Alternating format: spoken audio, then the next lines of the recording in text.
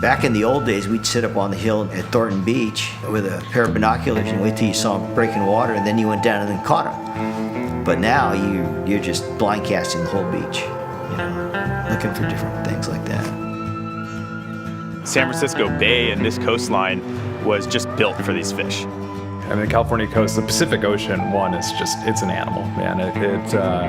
It's one of the wildest places in the world. It's hard to explain to somebody who's never been here. You can look from Santa Cruz to San Francisco Bay and you're gonna find different areas and backgrounds that look like it could be anywhere in the world. Sandy beaches, rocky beaches, some of the most spectacular views you can see. Beautiful sunsets. We're west facing, so we get the sunsets on the beach.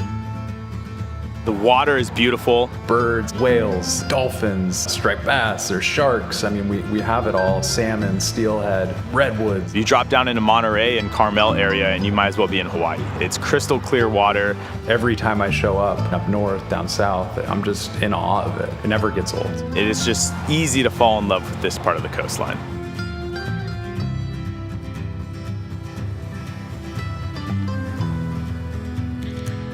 Striped bass, oh my God, I started fishing for striped bass in the bay with a little spinning rod and a Castmaster, and just caught hordes of them down in the South Bay when I was a kid.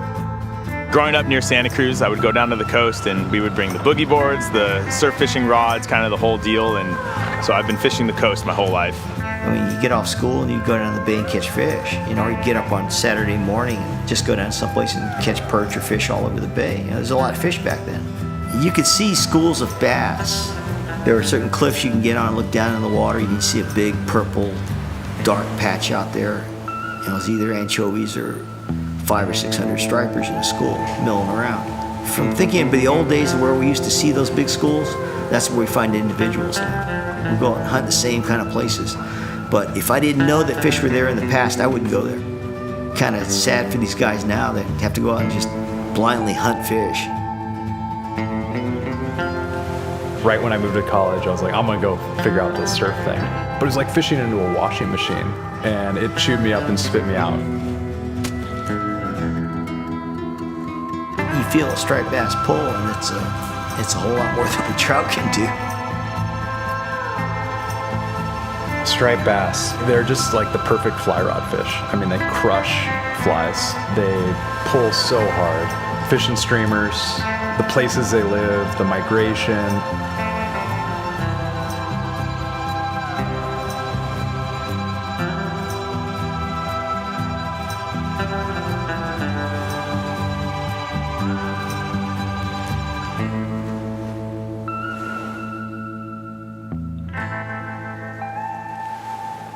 It's kind of hard to explain surf fishing. My friend Tim Fromm put it this way one time. He said, if you want to learn how to surf fish, you walk down to the beach, you make a cast.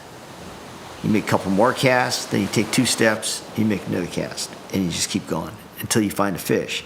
People look at it as this really hard thing to tackle. Like when you go to fish a big giant lake and it just looks like so much water, you don't know where to start or where you should make a cast. The best key to catching fish is going. So get up early, get out there when the winds are calm. Don't worry too much about the tides. I like a nice incoming tide. Some people like the outgoing tide. The old joke is the people who like the incoming tide are showing up right when the people who like the outgoing tide are leaving. There's so much water to cover. How am I gonna pull a fish out of this whole ocean, let alone with a fly rod and this little fly? Snag your rod, nice shooting head on there, some sort of sinking line, stripping basket. You're gonna walk down to the beach, take a minute, observe what's going on, see what the whitewater's doing, what the waves are doing. You're gonna cast your fly out, strip your fly in, good, nice hard strips, no lazy stripping, that doesn't catch fish. You wanna work with the waves, you wanna dance with them. You don't wanna be fighting the waves, because if you fight the waves are gonna win. When the waves are receding, you're going forward. When the waves are coming at you, you're walking back, and get into rhythm with them. It takes some time and effort. You're not gonna go out on your first time surf fishing and say, wow, that was easy. That just doesn't happen. You go out there and you kind of get your ass handed to you. And then you go back again and you learn something else and you learn something else. And that process continues until you sort of achieve this like oneness with the ocean. And it's not always. I mean, sometimes, the ocean's just on a different level that you can't get to.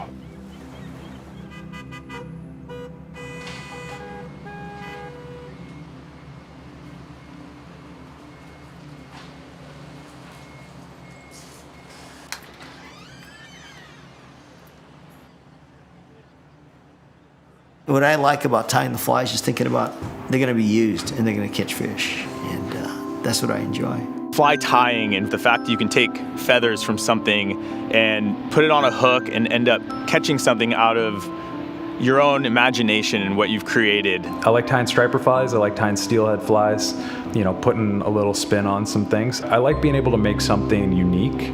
I like tweaking some things a little bit. Want a little bit longer material here, a little bit different color there. Met a lot of good tires, and every little bit they tell me that works, it just goes into the fly, The shape of the fly, the way the tail works on it, and where we fish it. The evolution of this fly has been through, I don't know how many fishermen have contributed to this thing, but it's just not my fly. It belongs to everybody.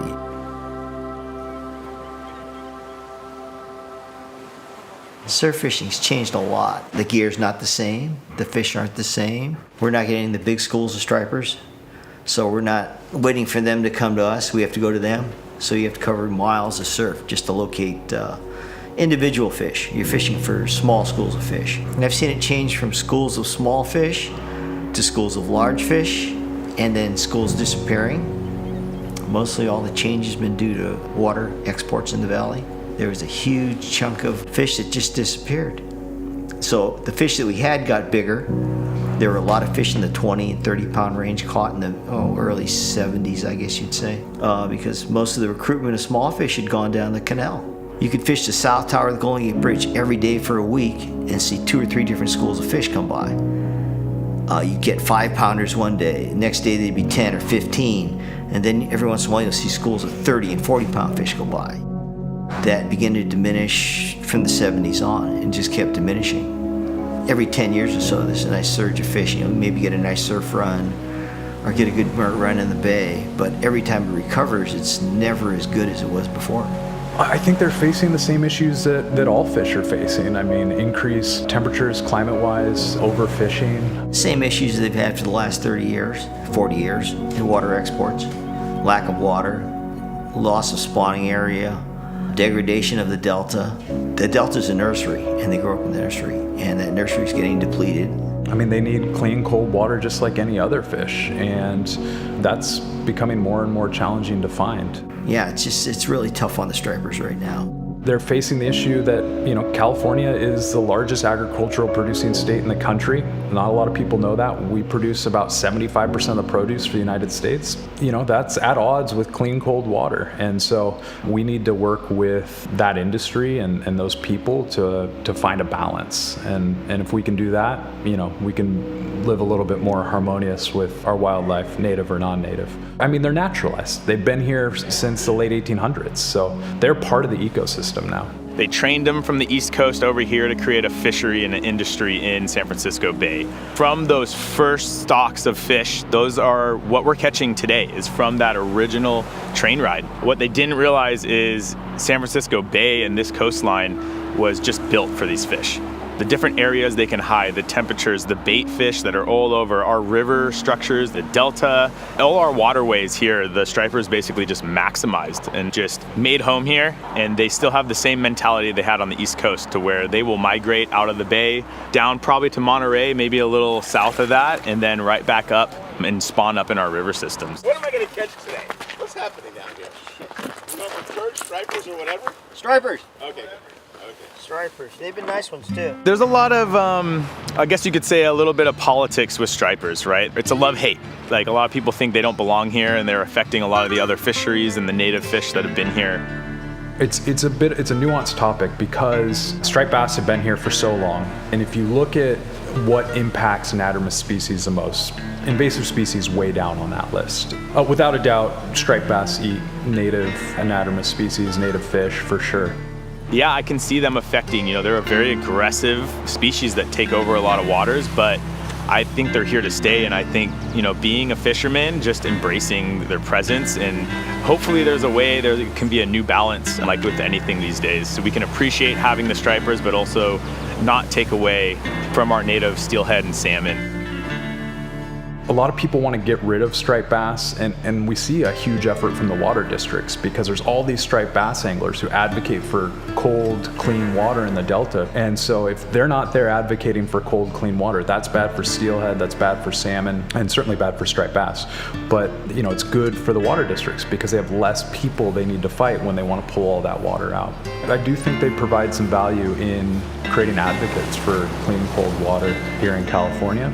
But I can't stand on 2 feet and say that they're good for salmon and steelhead. That said, a lot of the waterways and systems that they exist in are fairly doomed from an anadromous species standpoint. You've got dams in the wrong places, largely hatchery, run fisheries, Lower Sacramento, San Joaquin. There's not a lot of native salmon and steelhead left in those fisheries, and probably no chance of a huge return.